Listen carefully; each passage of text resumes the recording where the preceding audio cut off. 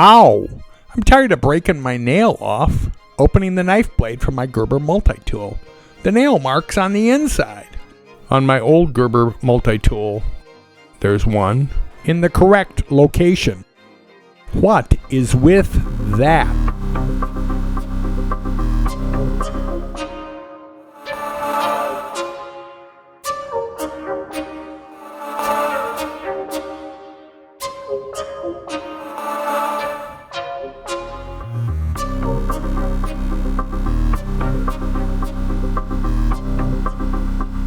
My old Gerber Multi-tool next to my new Gerber Multi-tool.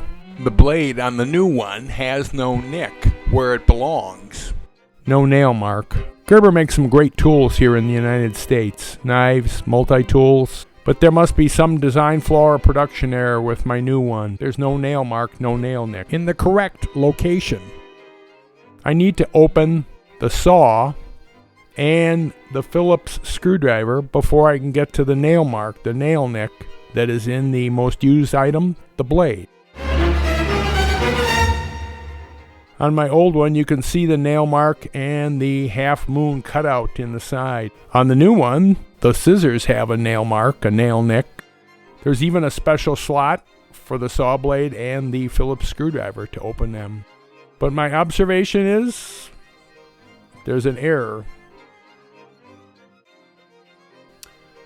Give us a thumbs up if you like this. It helps with the algorithm. I wrote to Gerber and asked them if they could fix the multi-tool. And there was no response. Maybe if the saw was swapped for the knife, that would change the process.